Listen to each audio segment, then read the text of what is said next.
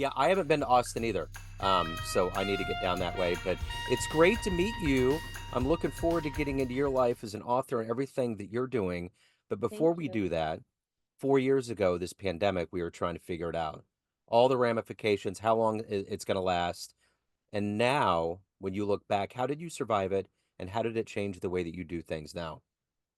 Everything changed for me when the pandemic happened because me and my family, we're a family of five. We were living in Australia when the pandemic happened. And so that Wow. was, a global adventure. And of course, being in a completely new country, new hemisphere, I had to just figure out childcare, like as simple as that. I have three little boys, and right now they're 10, 10, and 13. So I have identical twins in there. And unlike some of the other individuals who online were saying, "Oh, I'm so bored with this extra time," I think anyone that's a parent can appreciate that we were not bored. We were not bored. Boredom was just not in our vernacular. But it also it required me and us to like take a pause and reevaluate, what we wanted to do with this one precious life that we were living. And so having the opportunity to pivot my business at that time while in Australia, in a new country and just a new life experience, and a lot of fear and uncertainty we all felt, I was like, you know what, now would be the time for me to write a book. And that's when I started to write Fertile Imagination, which is really geared towards moms who feel like they've lost almost like their mojo, but really like that sense of like creativity and ambition and a vision for their lives, right? And so I mean, the pandemic was that opportunity for me to reimagine what I wanted. And it wasn't anything like glamorous. I was sitting on a futon that later on I would like sell or throw out because we moved back to the US after the pandemic. And I just told my husband, I said, you know what? I would like to write a book. And I don't know how, I don't know the first step, but it was also the year that I decided to follow my intuition. And so, with all the novelty that was the pandemic, and I say that in a very sarcastic way because I am a native New Yorker, I decided, let me just, instead of using my head to kind of like figure out my next steps as far as writing this book, let me use, my inner guidance, right? It's like, let's see where it takes me. Let's see how I can find like an editor, how I could figure out a book cover, how I can figure out who I am writing this book for. For me, that was a pivot. I was talking to marketing executives for the prior, I think it was at the time, 12, 11 years. I was coaching them to help them sell themselves. So I had to figure out, like, okay, what's going to keep me going? And for me, it was speaking to moms that wanted to like build out their own life experiences. So let's get to the heart and soul in 2024 of what you do on a daily basis. I'm going to put you in front of a bunch of third graders at career day. And Mhm. one of the kids says, "Hey, what do you do for a living?" How do you answer him? So, I mean, I have children, and I think what's so interesting and we lose sight of is that they force us to make things very simple. So, what would I tell a third grader? Because as a mom, I have no idea what that would look like. Yeah, right, right. So, I would tell a third grader that I help people tell their stories. I help people really figure out what they want to contribute to the world, how they could change the lives of other people and make it better. And that's important to me. So as a podcaster, and I wouldn't use that phrase, but I would just say, like let's say you're watching TV and you close your eyes. Well, that's kind of what I do. That sound that comes out of the box is my voice and my guest voice. And what we want to do is we want to make sure that people listening feel inspired by our stories, by our insights, and also take action on what we say. So if we tell them, as an example, think about um, playing with your kids as like a business strategy that would be helpful to nip overwhelm in the bud, or to reduce anxiety you might feel when you're trying to sell yourselves. Like we would want a mom on the other side to actually listen to that wisdom and apply it in her life. So it's kind of like that. It's like being in a school with your eyes closed in a way. That's kind of what a podcaster is in a way, or I like to think about it that way. Yeah. So what did you want to be in the third grade? What was your dream? I wanted to be Supreme Court Justice because, Okay. I think very small. But I really did. I was on the path to go to law school, and I did actually go to law school for one semester too many. Anyone that checks out my LinkedIn, you'll see I literally write one semester too many at Fordham Law School. And yeah, anyone listening, definitely reach out to me on LinkedIn. I just listened to the book by about Ruth Bader, and her path was fascinating, because Sandra Day O'Connor was up there, and she was really afraid that what is happening now was going to happen. She kind of Mm. foretold that this was the tsunami that was taking place. It's weird realizing that she knew, but she did. Yeah, I mean, I would say that there's a lot of hidden little, I don't know, maybe what are they called? Like eggs on websites or something, or whatever they call them. Little hints Yeah, of what's happening now. I yeah, think if you roll the footage, you'll be able to find them, whether it's like, female empowerment, reproductive rights, or, who the next president will be or won't be. I think we've got enough hints if we look for them for sure. absolutely. So you said you're a native New Yorker. Talk to me a little bit about how these seeds of helping moms and being an author and being highly driven, how did all of these get kind of woven into your evolution that became who you are now? Well, I was raised by a single mom, and I was raised in a 650 square foot apartment in Astoria, Queens. So, what does that say about me? Nothing yet until I tell you that my mom has manic depression. And so, if you could imagine having been raised in a chaotic and volatile environment, which quite frankly was very similar to the pandemic for us adults, except I had no resources as a little girl. I had to really figure out life. And I had to also understand that, okay, someone needs to have my back, and it needed to be me. And I needed to also grow up very, very quickly. And so I've always from the beginning been thinking to myself, okay, how can I support my mom? And so the translation is really simple. Here I've been for 45 years. That's how old I am. Um, really trying to support a mom, whether it's my mom or any mom out there in the world. Because when I was coaching female marketers, for example, who were moms, I always felt like there was something more to the conversation that we didn't dig into deeply enough. And for me, that inspired me to say, you know what? I'm brave enough because I had to be growing up. I'm brave enough to talk about things that people don't feel comfortable speaking about when it comes to either their corporate careers, their entrepreneurial ambitions, or a lot of the inner thinking and conflicts that a working mom might feel. So, why not bring about some of my personal struggles in my book, Fertile Imagination? Why not talk about them honestly on my podcast, right? Mom Founder Imagination Hub, and be that voice for moms, because at the end of the day, regardless of how far we've come from a mental health crisis and awareness and all of this stuff, the stigma still exists. And anyone that tells me otherwise, I'm just going to be like, really? So would you tell your boss, if you're a single mom, that you're struggling with your mental health?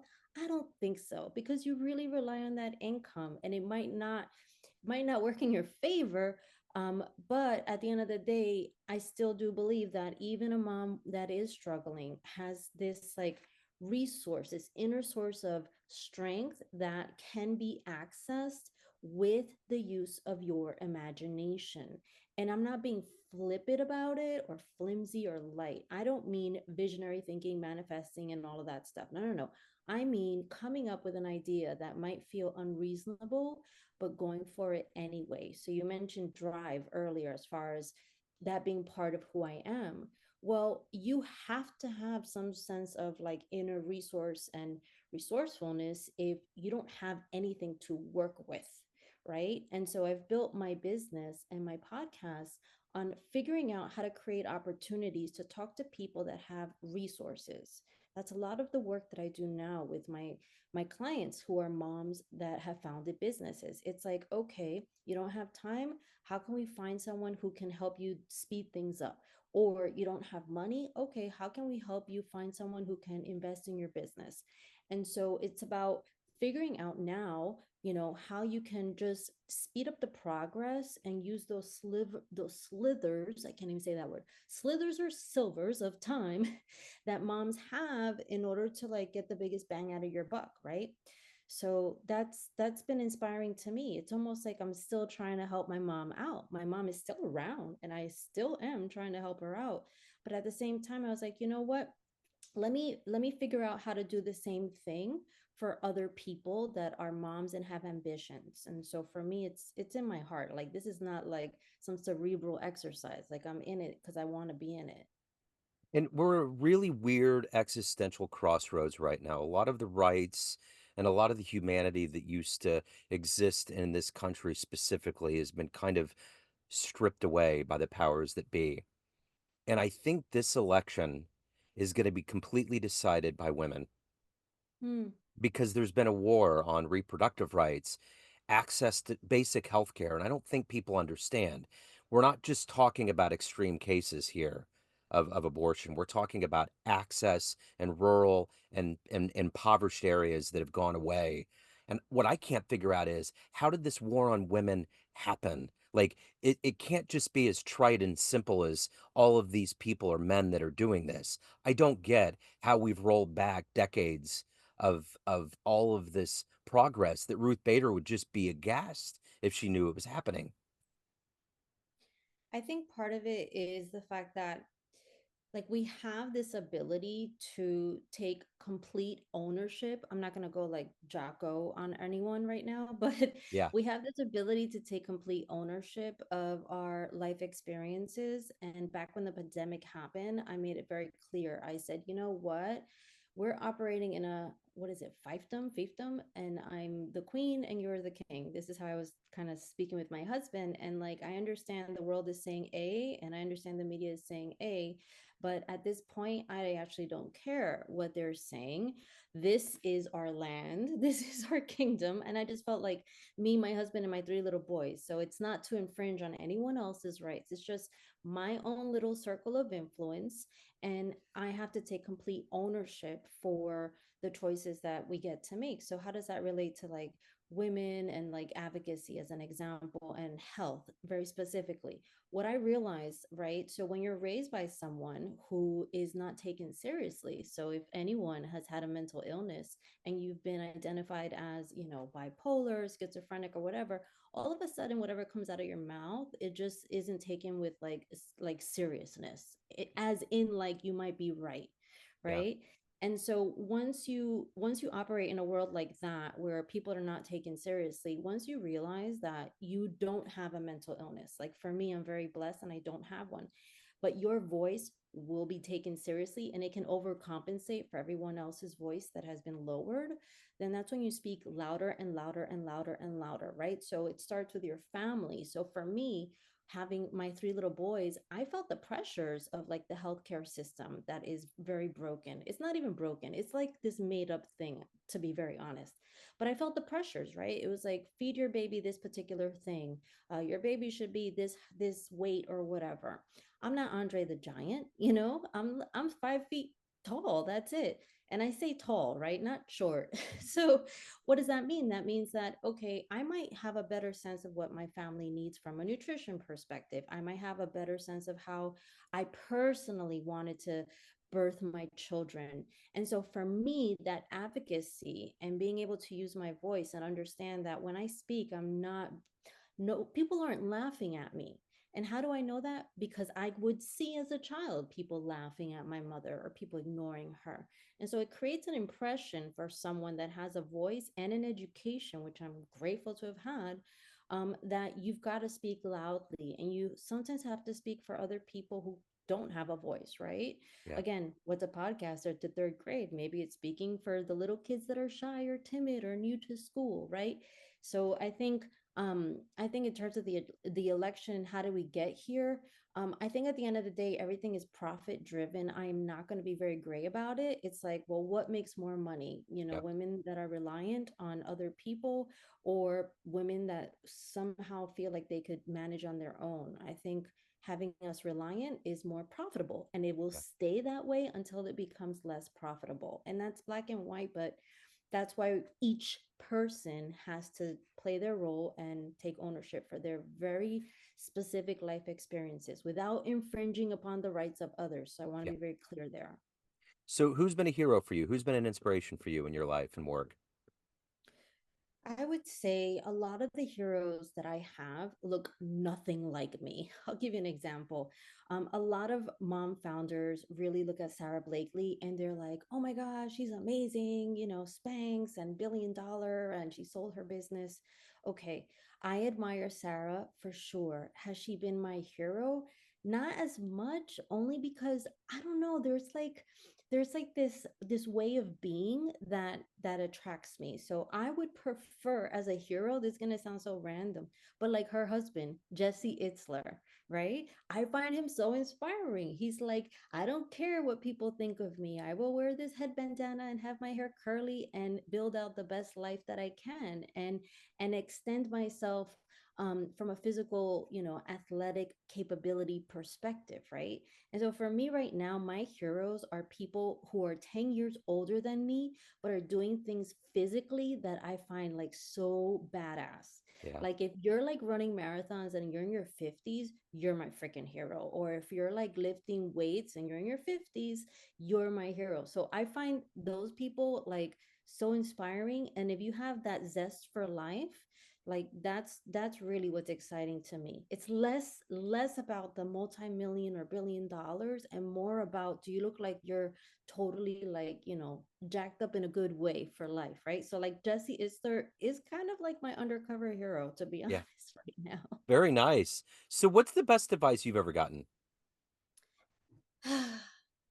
Well, one time, this was in Lincoln Center, and I was in law school, and I remember sitting down at a cafe at the Barnes and Nobles that no longer exists, and this complete stranger walks up to me. I still have no idea if this is like an angel or like a real human being, but I was really struggling with law school. Like I said, I quit within one semester. He saw me, I guess, stressing totally out, looking at those case books, and he said to me, everything is going to be okay. That's all this human said to me. And then they left. And when I got that advice, I was so pissed off. I was like, but it's not going to be exactly how I want it to be. My definition of okay is this, and this is not what I'm experiencing right now. But ultimately, now, so I think it's been 20 years later, I can appreciate that advice. And I think it's the best advice I've gotten. And I still don't know if it was an angel or like a real person, but it's so simple. But if you really believe in that, then I think you'll have hope. You know, hope gets you really, really far. Let me tell you, I Yeah. used it and relied on it as a kid. So at the end of the day, with all of the things that you've done and evolved to in your life, what are you the proudest of? The proudest, I built my family. I built my family.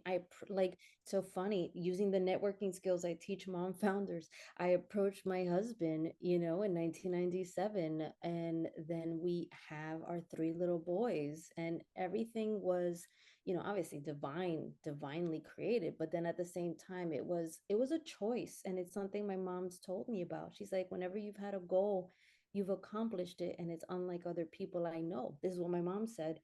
And my goal was to have a home where it would be safe and calm. That's the greatest accomplishment in the universe. So at the end of the day, everyone has a perception of you. Family, friends, clients, all of your readers, but you run the show. What's your perception of you? Who do you think you are?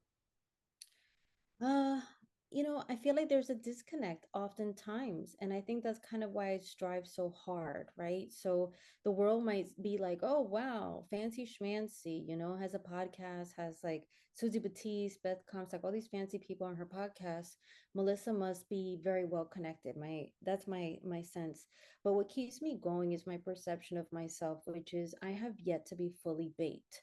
You know, I may be in the oven, I may be at 395, but I am not fully baked. There's got to be more that I can do to then not just show myself that I could do it and I did something with everything that I earned and learned, but then to show, like, just front row seat my kids that, okay, what's your excuse now? Like, you know, it's kind of like, oh, you don't want to make a sales call? Watch mommy do it and get beaten up, but she's still going to get on the call. So, my perception is that there's still more. There's still more. I'm not there yet. I'm not fully baked. You can't put a knife in me and see it, you know, a clean knife come out. Like it's definitely still need some more time. So if anybody out there wants to get your books, reach out, listen to your podcast, any of the good business, hire you, where do they go? fertileideas.com, and you can absolutely, take a look at my book. A free chapter is available for you right on fertileideas.com. I also have a playbook that is very specific for people that want to network and talk to people that they might feel are above their weight category. And so the playbook is available right there, and I will be putting it behind a paywall pretty soon. So I do suggest you go to fertileideas.com right now, grab it. And I mentioned LinkedIn earlier. So if you ever want to reach out to me on LinkedIn, if you want to see that I did quit law school, you can look at my LinkedIn profile and we can connect. And who knows if I could be of service to you too. Excellent. Melissa, this has been wonderful. Thank you. It's very illuminating. I'm so glad you explained. It was a refreshing take on what's going on right now because it's a mystery. So thank you for everything. I appreciate it. Great to meet you. Thank you, Joe. Very nice to meet you as well. Thank you, everyone. Bye.